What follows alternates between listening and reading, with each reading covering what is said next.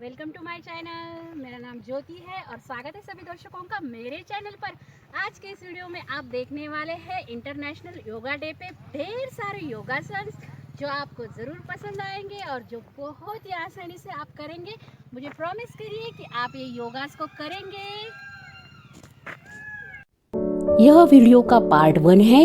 इसमें आपको योग की महत्वपूर्ण जानकारी दी गई है और इसमें 10 आसन बताए हैं मैंने। पेट के बल किए जाने वाले आसन और पीठ के बल किए जाने वाले आसन। पार्ट 2 में मैंने बताया है खड़े होकर किए जाने वाले आसन और बैठकर किए जाने वाले आसन। और पार्ट 3 में है महत्वपूर्ण सारे आसनों को करने के बाद किए जाने वाले प्राणायाम, अनुलोम विलोम, भ्रामरी और कपालभाति। तो तीनों पार्ट को आप जरूर देखिए। 21 जून को है योगा दिन, तो इसे लेकर हमारे मन में कई सवाल आते हैं, जैसे कि योगा है क्या, इसका इतिहास क्या है, योग का अर्थ क्या है, प्राणायाम का अर्थ क्या है, आसन कैसे करते हैं, योग करने से हमारे शरीर और मन को क्या लाभ होता है, योग कब करे कब ना करे, कैसे करे। तो चलिए इन सारे सवालों का जवाब आपको इस वीडियो में मिल जाने वाला है।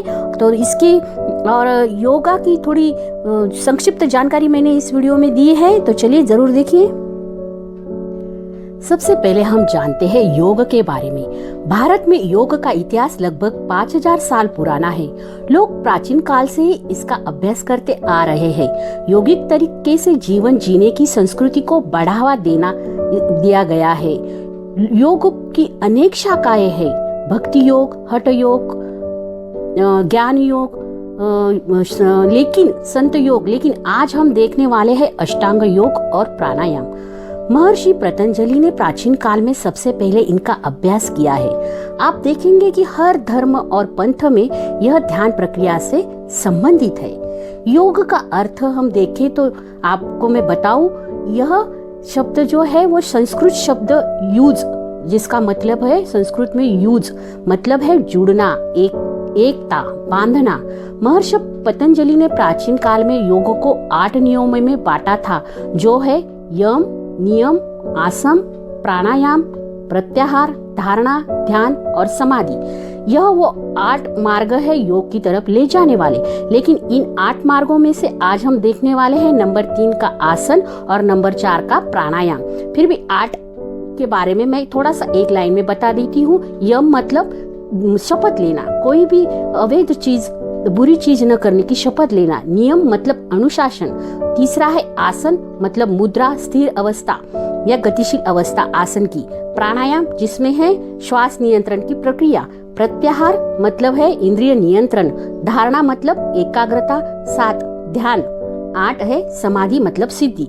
इसमें से आपको अभी मैं जो करके दिखाने वाली हूँ वो नंबर 3 आसन और नंबर 4 प्राणायाम। यह हो गया योग के बारे में विस्तार से आपको मैंने थोड़ा सा महत्वपूर्ण जानकारी दिया है। अब हम जानते हैं कि आसन, जो हम आसन करने वाले हैं वो है क्या। तो आसन प्रमुख 84 प्रकार के होते हैं आसन, जिसमें से 32 आसन प्रसिद्ध है। आसन 2 प्रकार के होते हैं, गतिशील आसन और स्थिर आसन। आज हम जो आसन करने वाले हैं वो है बैठकर किए जाने वाले आसन, खड़े होकर किए जाने वाले आसन, पेट के बल किए जाने वाले आसन, पीठ के बल किए जाने वाले आसन। यह प्रकार हम देखने वाले हैं। और साथ में सारे आसन करने के बाद हमें करना होता है प्राणायाम। अष्टांग योग संसार के हर व्यक्ति के लिए है। अब हम देखेंगे प्राणायाम का अर्थ। प्राण का अर्थ होता है ऊर्जा, जीवन शक्ति, और आयाम का अर्थ होता है ऊर्जा को नियंत्रण करना। प्राणायाम के 3 प्रकार है, अनुलोम विलोम, कपालभाति और भ्रामरी। तो सबसे पहले हमारे मन में आता है कि आसन कब करें, कैसे करें और इन्हें किन किन लोगों को नहीं करना चाहिए। तो ध्यान पूर्वक सुनिए। आसन सूर्योदय समय खाली पेट ही करना चाहिए, या फिर आपके पास समय ना हो तो सूर्यास्त के समय भी आप कर सकते हैं, लेकिन खाना खाने के 2-3 घंटे बाद ही आप करें। नंबर 2, यह आसन को, हर आसन को शुरुआत में आपको धीरे धीरे करना है, क्योंकि आपको आदत नहीं होती है। इसका आप एक दो महीने आसानी से अभ्यास कर लेंगे तो ही आप इनकी समय बढ़ाइए, आसन करने का समय बढ़ाइए, 5 मिनट 10 मिनट ऐसा। आसन कभी भी बंद और गर्म वातावरण में ना करें, सहज होकर करें, आरामदायी कपड़े पहन कर इन्हें करें, तनाव मुक्त होकर इन्हें करें। आसन की शुरुआत ओम के उच्चारण के साथ करनी चाहिए। ध्यान मुद्रा में बैठ जाना चाहिए, गहरी सांसें भरनी चाहिए, आंखों को बंद करना चाहिए, छाती न हिलाते हुए सांसों को गति को महसूस करना चाहिए। योग जो है पूरी तरह से सुरक्षित है। सिर्फ ध्यान रखना है किन किन लोगों को नहीं करना है। जिन लोगों को बीपी है, जिनको गंभीर बीमारियां है, जो गर्भवती महिलाएं है, जो बीमार है, वो योग से थोड़े दूर ही रहे या फिर अपनी डॉक्टर की सलाह ले और बाद में अनुभवी शिक्षक की निगरानी में आप थोड़े बहुत आसन दिखने वाले योग कर सकते हैं। हर आसन शरीर के अलग अलग हिस्से पर काम करता है। योग करने में कोई वजन उठाना नहीं पड़ता। यह एक पूरी तरह से सुरक्षित और आंतरिक क्रिया है जो बहुत ही लाभदायक है। तो योग के क्या क्या लाभ हमारे शरीर को होते हैं तो आप जान लीजिए। योग जो है उसे करने से हमारे शरीर में शारीरिक लचीलापन और ताकत बढ़ने में सहायक होता है। कई रोगों से लड़ने में कारगर होते हैं योग। सांसों की गति स्वस्थ रहती है, शुद्ध ऑक्सीजन की पूर्ति होती रहती है, शरीर रिलैक्स होता है, मन एकाग्र होता है, तनाव चिंता मुक्त होता है, शरीर से विषाक्त तत्व नष्ट होते हैं, शरीर को ऊर्जा मिलकर गति मिलती है, पाचन शक्ति बढ़ती है, सीने पीठ कंधे रीढ़ की हड्डी को जो है वो मजबूती मिलती है। योग हमें क्या देता है आप सोचेंगे तो व्यावहारिक स्तर पर योग शरीर मन और भावनाओं को संतुलित करने और तालमेल बनाने का एक साधन है। योग द्वारा हमें सामाजिक मानसिक शारीरिक बौद्धिक व आत्मिक आनंद की अनुभूति होती है। इसी तरह से योग हमारे शारीरिक और मानसिक दोनों के लिए बहुत ही कारगर साबित होते हैं। योगासन हमारे प्राचीन काल की धरोहर है जिन्हें हमें इस धरोहर को हमें आगे बढ़ाना है, संभाल के रखना है। तो भारत देश में योग दिन कब मनाया जाता है, इसकी शुरुआत कब हुई तो जानिए। भारत देश में योग दिन जो है वो 21 जून को मनाया जाता है। 21 जून 2015 को सबसे पहले नई दिल्ली में इसे मनाया गया। प्रधानमंत्री के साथ लगभग 40,000 लोगों ने एक साथ एक ही जगह पे अलग अलग आसन योगासन किए और इस दिन की शुरुआत हुई है 21 जून।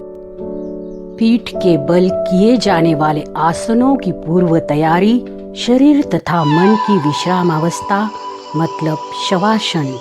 पहला आसन, जमीन पर आराम से लेट जाइए, आंखें बंद करें, गहरी सांस भरें, दोनों के पैरों के बीच का फासला बढ़ाएं, हाथों को जमीन पर ऐसे रखें कि वह शरीर के किसी भी हिस्से को न छुए, हथेली या छत की तरफ। सांस छोड़ते समय शरीर से सारा तनाव रिहा करने की कोशिश करें। अपने शरीर के हर हिस्से को विश्राम कराएं। तन और मन योगाभ्यास के लिए तैयार करने के लिए इसे करना जरूरी है। इसके बाद ही पीठ के बल किए जाने वाले आसन हम करेंगे। हर आसन के लाभ मैंने बताए हैं, आप जरूर देख लीजिए। तो चलिए हम शवासन हर आसन के बाद करते हैं। शवासन की अवस्था से बाहर निकले, पैरों को 30 डिग्री के एंगल में हमें उठाना है, फिर 60 डिग्री और फिर 90 डिग्री। हाथ जमीन पर ही रहे और पैरों को 90 डिग्री में उठाए। सांस अंदर भरे, जब तक आपसे हो सके तब तक इसे करना है, इसी अवस्था में रहना है।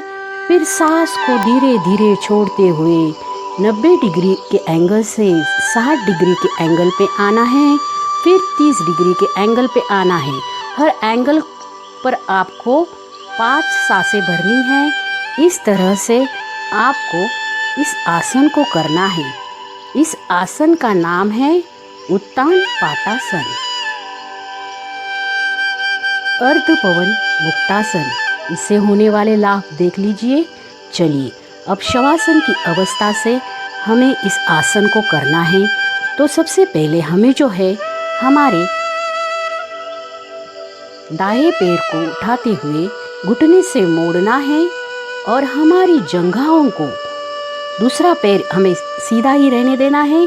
हमारी जंघाओं को, हथेलियों की उंगलियों को ऐसे फंसा के घुटने के बीच में दबाना है, या चाहे तो घुटने के ऊपर भी आप इनको रख सकते हैं।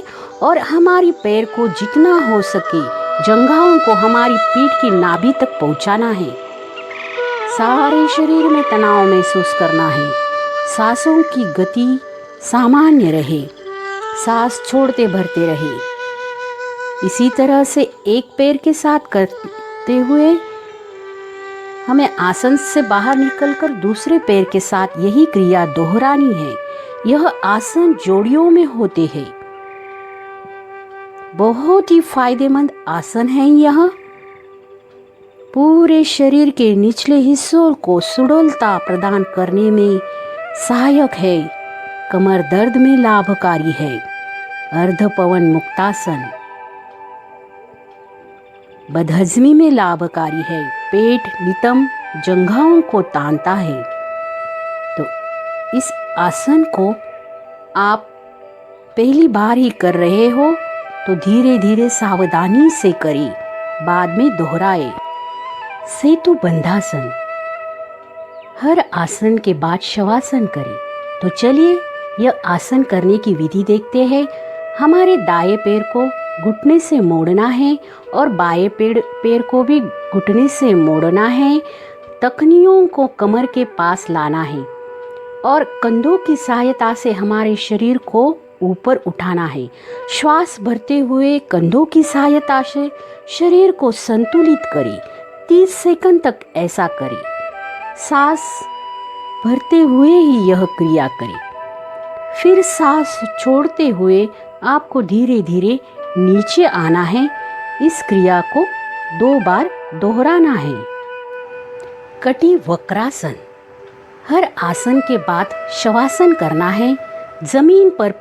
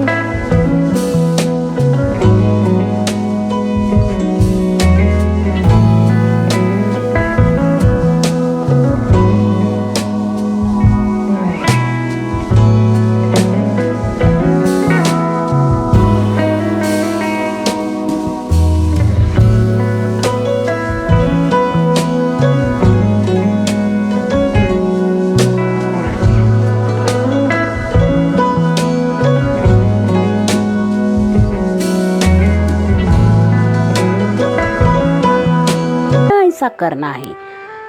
आसन से निकलते वक्त ही श्वास छोड़ना है। देखिए, एक ही झटके में इसको करने की कोशिश ना करें। इसका पूरा अभ्यास कई दिनों तक करने के बाद ही इसे आप करें। पीठ के बल किए जाने वाले 6 आसनों को करने के बाद अब हम पेट के बल किए जाने वाले आसनों की तरफ मोड़ते हैं। चलिए देखिए, पहला आसन मकरासन। इस तरह से पेट के बल लेट के दोनों पैरों को फैला दीजिए। दाहिने और बाएं हाथों को इस तरह से मोड़कर माथे के पास लाकर दोनों भुजाएं एक दूसरे के ऊपर रखकर माथे को दोनों भुजाओं के ऊपर टिका दीजिए। गहरी सांस भरिए, छोड़िए। इस तरह से यह आसन तनाव मुक्ति के लिए बहुत ही कारगर है। इसे मकरासन कहते हैं। इस आसन को दोहराइए अर्धशलभासन। यह आसन करने की विधि देखिए। पीठ के बल लेटना है और एक पैर को दाएं या बाएं, प्रथम एक पैर को ऊपर उठाना है, जमीन से ऊपर उठाना है, श्वास भरते हुए, घुटने से मोड़े बिना, पीठ को जमीन से ऊपर उठाए बिना, और फिर श्वास छोड़ते हुए पैर को जमीन पर नीचे लाना है। फिर यही क्रिया दूसरे पैर के साथ दोहराना है।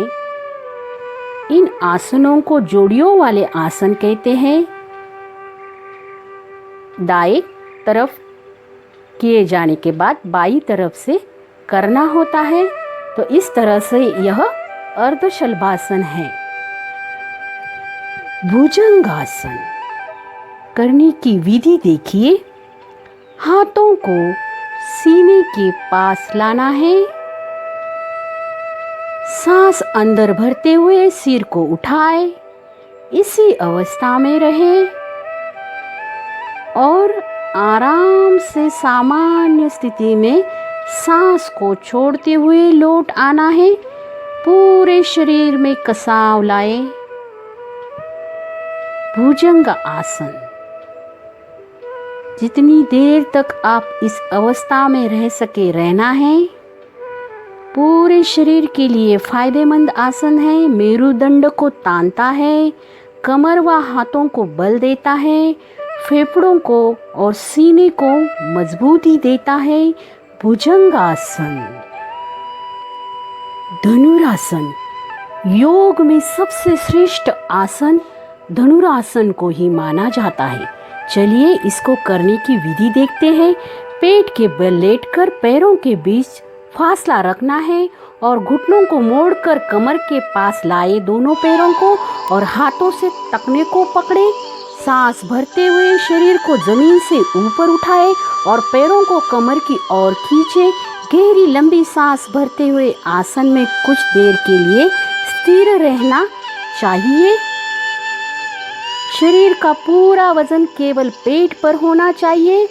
सिर को जितना पीछे हो सके लेकर जाए और फिर सांस जितनी देर तक रोक सके उतनी देर रोककर आसन से सांस छोड़ते हुए बाहर निकलना है। इसी तरह से करना है धनुरासन।